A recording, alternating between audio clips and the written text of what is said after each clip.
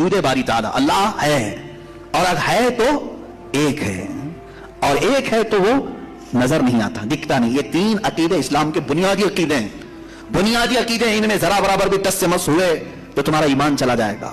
यहां से गुमराहियों के दरवाजे खुलते हैं। जिन्होंने खुदा के वजूद का इनकार किया वो मुल्हिद हो गए, जिन्होंने उसे एक से ज्यादा माना वो मुशरिक हो गए, जिन्होंने उसको देखने वाला समझा वो गुमराह हो गए।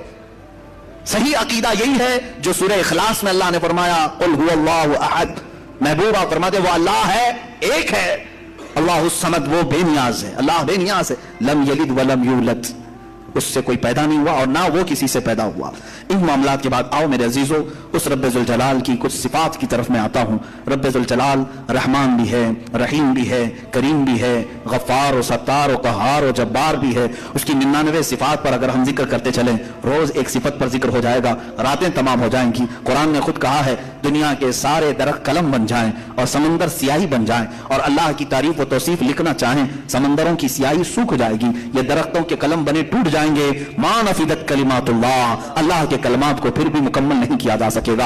यह हमारी छोटी सी जुबान और तुम्हारे छोटे से कान कहां उन तमाम कलमात को सुन सकेंगे या कह सकेंगे, मगर हम इतना जरूर जानते हैं कि उन तमाम समंदरों में से एक कतरा भी हमने अपनी महफिल में पा लिया तो यह हमारी जिंदगी की मेराज है। अल्लाह रहमान है, यकीनन हमने उसको बिस्मिल्लाह में भी पढ़ा, सूरह फातिहा में भी पढ़ा, बल्कि हम अपने बच्चों को भी यही कहते हैं, माँ बाप को भी यही कहते हैं। अब उसके रहमान की सिफात देखना है, कैसे रहमान किसे कहते हैं? रहम करने वाला, रहम करने वाला, नरमी का मामला करने वाला लोगों के साथ, बल्कि अपनी सारी मखलूकात के साथ नरमी का मामला करने वाला। मैं दो ही सिफात पर आज गुफ्तगू खत्म कर दूंगा, उसके रहमान होने की और उसके कहार होने की। दोनों के दरमियान हमें ये जिंदगी चलानी होगी। अल्लाह रहमान है, उसकी जो जिंदगी यहां हमें देखने की मज़ाहिर है वो क्या है?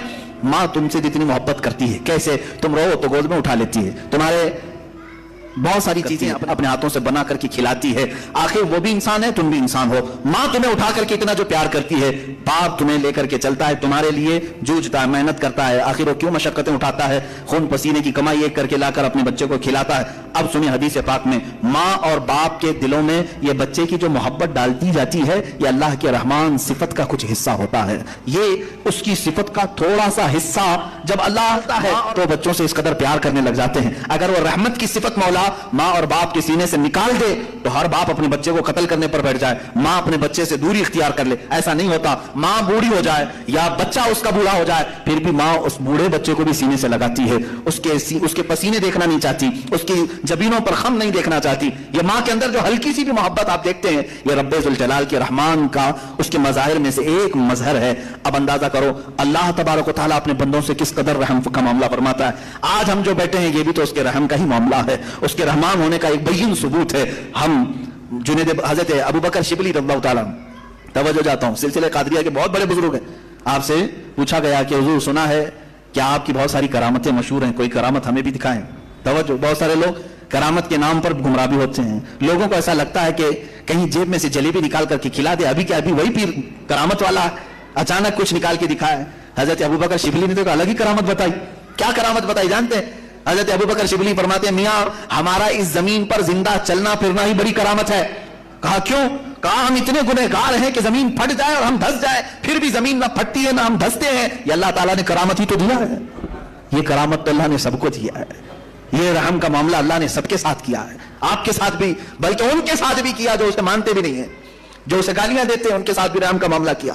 सैयदना इब्राहिम अलैहिस्सलातु तस्लीम के साथ एक मामला पेश आया। आप बगैर मेहमान के कभी खाना नहीं खाते थे, 2 दिन भी अगर कोई मेहमान नहीं आता तो आप खाते नहीं। इब्राहिम अलैहिस्सलाम 2 दिन तक भूखे रहे, तीसरे दिन एक मेहमान मिला, उसे लेकर के आके दस्तरखान पर बिठा दिया, कहा कि आप हमारे घर के मेहमान हैं, आप खाना बनाएगा, अच्छा दस्तरखान पर, कहा चलो बिस्मिल्लाह करो खाओ। वो दहरिया था, मुलीद था, कहा कौन सा अल्लाह, मैं अल्लाह को नहीं मानता। इतना कहा इब्राहिम अलैहिस्सलाम को जलाल आया, आपने दस्तरखान खींच लिया, कहा उठो घर से निकलो बाहर जाओ। दस्तरखान पर बैठा हुआ था, उसको उठा दिया। ये तो शान है अंबिया की, अल्लाह के दुश्मनों से दस्तरखान शेयर नहीं करते, इफ्तार पार्टी वाले।